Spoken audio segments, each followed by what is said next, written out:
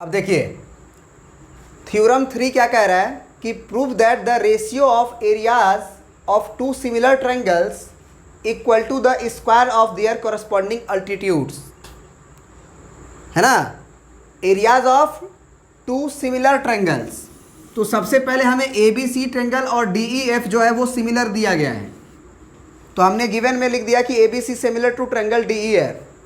कह रहा है कि इनके एरियाज को जो रेशियो होगा उनके करस्पॉन्डिंग जो अल्टीट्यूड का रेशियो है उसके स्क्वायर के बराबर होगा। तो करस्पॉन्डिंग अल्टीट्यूड का मतलब क्या हुआ कि ए पी अगर आप अल्टीट्यूड ले रहे हो तो उसका करस्पॉन्डिंग डी क्यू अल्टीट्यूड होगा, तो A P by D Q के होल स्क्वायर के बराबर होगा।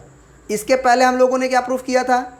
इसके पहले हम लोग ये प्रूफ किए थे कि ट्रायंगल ए बी सी अगर डी ई एफ के सिमिलर है तो उनके करस्पॉन्डिंग साइड्स के स्क्वायर के बराबर प्रूफ होगा, मतलब है ना। एरिया जो होगा उनके करस्पॉन्डिंग साइड, यानी कि A B by D E के whole square, B C by E F के whole square, A C by D F के होल स्क्वायर। अभी उल्टा करना है, अभी हमको A P by D Q के स्क्वायर के बराबर प्रूफ करना है। तो याद करो, क्या तुम लोगों मतलब तुम ये वाला चीज़ प्रूफ कर चुके थे कि triangle A B P is similar to triangle क्या डी ई क्यू? कर चुके थे कि नहीं कर चुके थे? क्योंकि एंगल बी बराबर एंगल ई था और एंगल पी बराबर एंगल क्यू बराबर 90 डिग्री था। तो एंगल सिमिलरिटी लिख दोगे बाई एंगल सिमिलरिटी।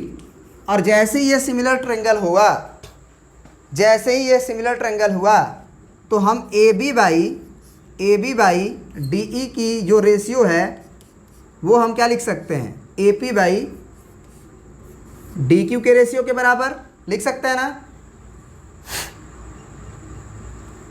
तो इसको तुम इक्वेशन नंबर 1 मान लो और लिखो अब now also we know that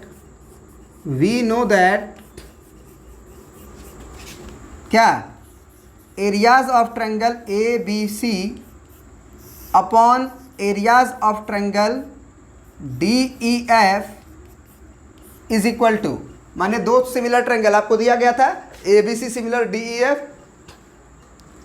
तो ये तुम जानते हो कि ये A B by D E के होल स्क्वायर के बराबर होता है, जानते हो ना। कॉरस्पॉन्डिंग साइड तीनों ले सकते हैं, है ना। तो A B by D E का होल स्क्वायर ही ले लेते हैं केवल। अब जरा देखो कि इक्वेशन 1 ये हो गया, इक्वेशन 2 ये हो गया। अगर हम फ्रॉम 1 एंड 2 बात कर दें कि फ्रॉम इक्वेशन 1 एंड इक्वेशन 2, अगर इक्वेशन 1 और इक्वेशन 2 की बात कर दें तो ज़रा देखो ये A B by D E का होल स्क्वायर है, तो A B by D E के जगह पे हम A P by D Q नहीं लिख सकते हैं क्या? A B by D E जहाँ है वहाँ पे हम A P by D Q भी लिख सकते हैं, तो A P by D Q का होल स्क्वायर हो जाएगा प्रूफ। तो इसीलिए हम लोग लिख देंगे areas of triangle A B C upon areas of triangle D E A B C, हाँ ए बी सी और D E F is equal to A P by D Q का होल स्क्वायर। ये बात proof हो गया? बोलो। अब corresponding altitude का मतलब केवल यही नहीं होता है कि ए पी का डी क्यू। अगर तुम बी से अल्टीट्यूड डाल दिए मान के चलो, कितना मान लो बी एम डाल दिए और यहाँ से अल्टीट्यूड तुम एन डाल दिए, तो यही रेशियो और किसके बराबर हो जाएगा? अगर बी एम का करस्पॉन्डिंग अल्टीट्यूड देखा जाए तो वो ई एन होगा। तो बी एम का अल्टीट्यूड जो है वो ई एन के साथ करस्पॉन्डिंग होगा और उसके स्क्वायर के बराबर होगा। इसको प्रूफ करने की आवश्यकता नहीं है, सिमिलरली। समझ रहे हो बात को?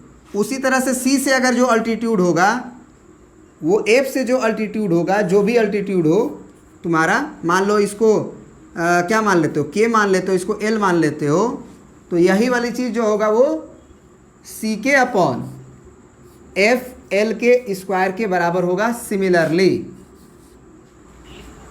ये बात समझ में आ गई? चलिए अब नेक्स्ट देखते हैं क्या होता है।